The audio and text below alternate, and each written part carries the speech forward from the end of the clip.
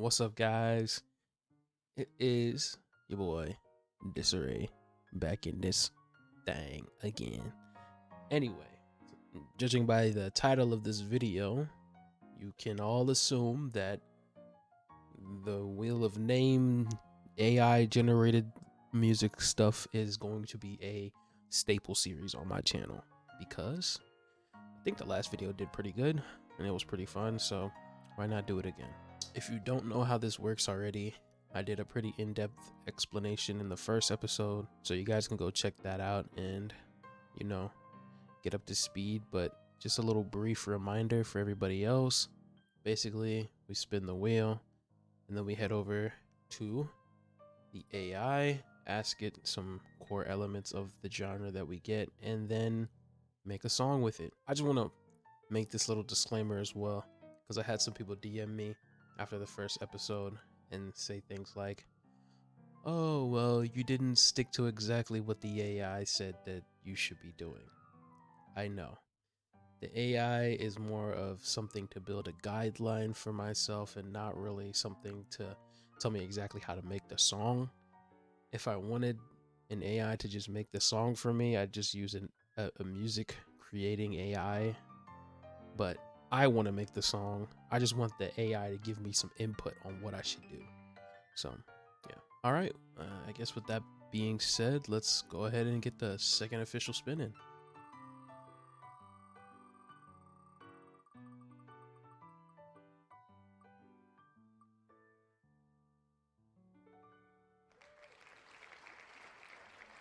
Okay, we got J-Rock. Fun. All right, so here is what we asked the AI. I didn't ask for like a time signature, and I was gonna ask for a key and a chord progression, but it gave me the chord progression in the key of E minor, so I'm just gonna stick to E minor as my key. But you can see here, you can pause the video, read the chords that it's suggesting we use for verse and chorus. Give us some variation down there, but I like the way this looks. So let's get to making the music. All right, and we are done producing. This is totally the same day and not 3 days later. I'm not already getting stumped on the second episode. I don't know what you're talking about. This is the final track.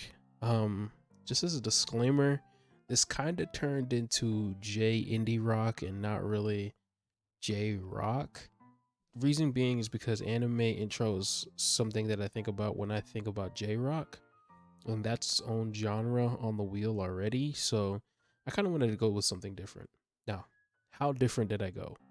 Well, this is in 5/4, so already we're getting weird. Different time signature, all that stuff. Anyway, I'm just gonna go through it, break it down, kind of like I did in the first episode, and just kind of give you my thought process through everything. So let's just go from top to bottom, starting with the drums. So drums I kept pretty simple. I have it split between 3 different things here, mostly because it makes it easier to mix them separately. I'll just play what the drums sound like, just so that you guys can hear it.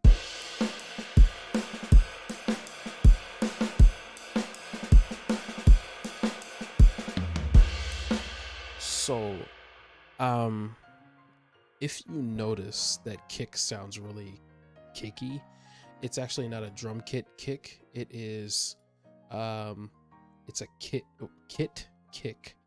I got it from a kit that I have on my computer that I bought a very long time ago. The original sounds like this. Very, very loud and aggressive. I turned it down in the mix a bit, but instead of using the acoustic kick, I decided to go with this for a more punchy, almost unnatural, dry feeling. I don't know how to explain why I use this. I just did. And yeah, that's it for the drums. So we're gonna skip the guitars and go to the bass, because the guitars are probably the most, I'm gonna have the most to say about the guitars. So here's the bass. Simple. I don't even need to explain this really. It's just the bass notes being played.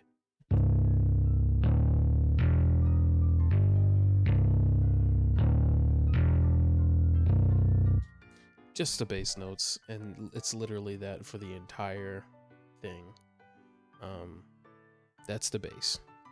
Now let's move on to the guitars. I have 2 guitars. Shout out to whoever is in Kimchiie's server. If you don't know who Kimchiie is, really great composer. Go check him out. I'm gonna put his link in the description.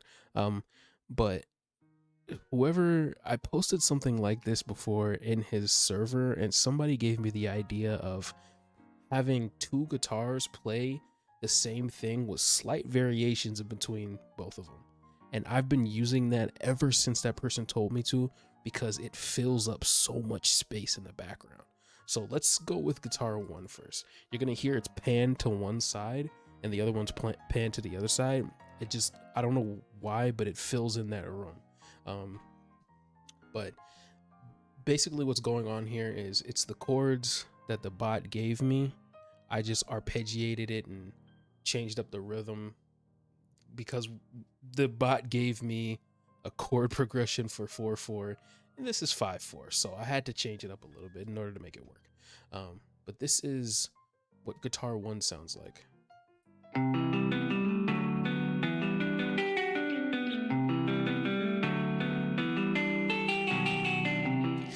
Now, I know you heard it. Don't worry about this being a little bit off beat. It's gonna make sense when I play the whole song. It sounds correct in the whole song. I'm gonna quick go over this one. It's the same thing, slight different variation in what's being played, and I'll let you listen to that real quick.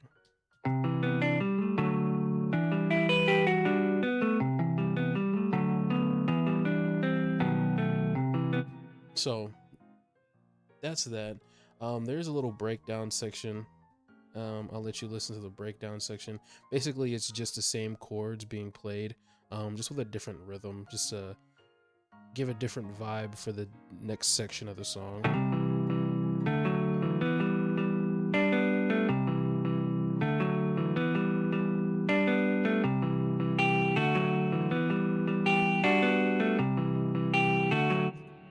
And the same thing on the other guitar, just a different vibe, same rhythm, just slight different variations between the two.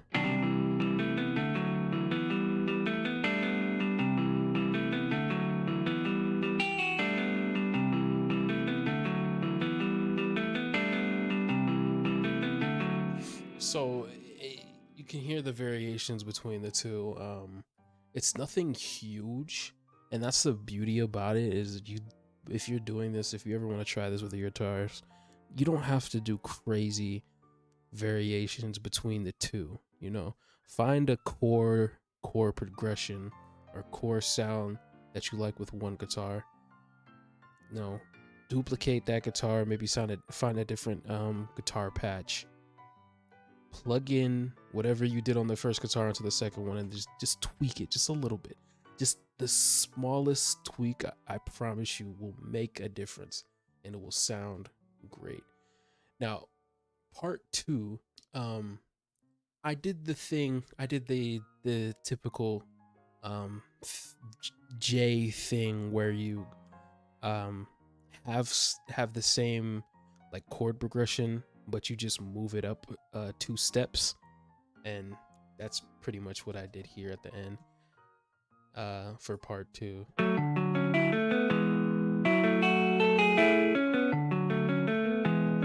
And that kind of leads into the outro. Last thing other than that, because that's pretty much the entire track. It's very minimalistic, very indie rock. Yeah. The last couple of things I want to touch on before we get to the final product is transitions. Please do not sleep on the power of transitions. It adds so much to the track. All I did was find some simple cymbal transitions that I had on Splice, popped them in. It fills up so much room and makes the parts flow together. It's like glue almost. It sticks the things together. I'm not gonna play that, but you get the idea. And then a little bit of a tempo automation here just to end it out, give it a better feel. And yeah, that's pretty much the whole track. I guess this was episode 2. I'm gonna go ahead and play the track. You know, like, subscribe, share.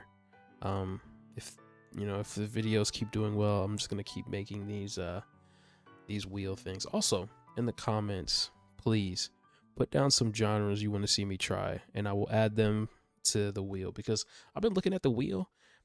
I don't know. It's just some of the things on there just don't really resonate with me. So, I mean, I'm down to try them, but if you guys have anything that you want me to try, let me know. I'm going to play this now. Thanks for watching. See you in the next one.